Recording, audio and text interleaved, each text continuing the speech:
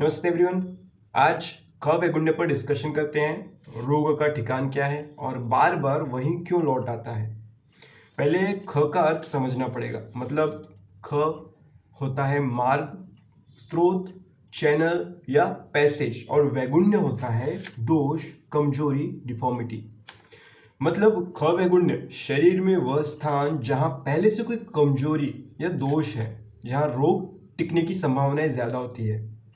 आचार्य कहते हैं जहाँ स्रोतों में वैगुण्य होता है वहां दोष जाकर रोग उत्पन्न करते हैं।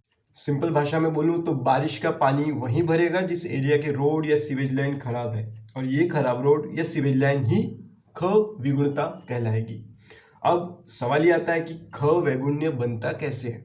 जैसे चोट या सर्जरी से बना परमानेंट डिफेक्ट, किसी क्रॉनिक इन्फेक्शन या इन्फ्लामेशन से, लोकल वीकनेस, या फिर गलत आहार विहार से धातु दोष का इम्बैलेंस। कभी कभी ये जन्मजात भी होते हैं, जेनेटिक हो गया, क्रोमोसोमल, ऐसे इसके रूप में ये जन्मजात कहलाते हैं। एग्जाम्पल लेके अगर समझाऊं तो अगर किसी को पहले से गैस्ट्राइटिस हुआ था और वही गैस्ट्राइटिस म्यूकोजा बाद में अल्सर के लिए सेंसिटिव रहेगा, और यही कहलाएगा उसका ख वैगुण्य। अक्सर हम देखते हैं कि आर्थराइटिस वाले रोगी में नी जॉइंट में बार बार सूजन लौट आती है, क्योंकि वहां का अस्थि व स्रोतस कमजोर पड़ चुका है, उस जगह पर ख वैगुण्यता निर्मित हुई है।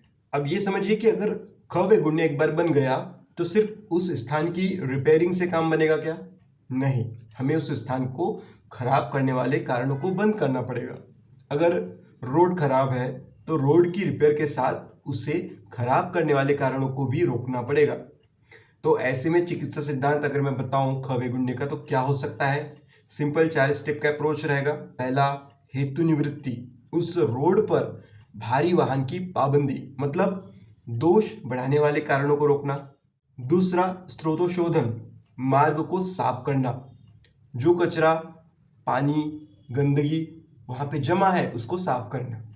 आयुर्वेद में इसके लिए शोधन पंचकर्म का यूज करते हैं। तीसरा, रोड की रिपेयरिंग, धातु पुष्टि और रसायन देकर, जैसे गुरुची, अश्वगंधा, आम्ल की, अभ्रक, भस्म, ये सब रसायन है। ये केवल ऊर्जा नहीं देते बल्कि टिश्यू लेवल पे जाके इसे रिपेयर करते हैं।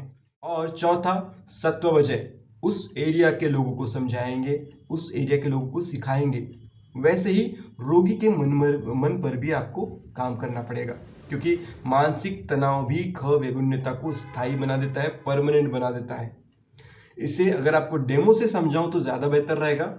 मान लीजिए एक महिला जिसे 2 साल पहले सर्वाइकल स्पॉन्डिलोसिस हुआ था, अब हर कुछ महीनों में वही दर्द उससे लौट आता है।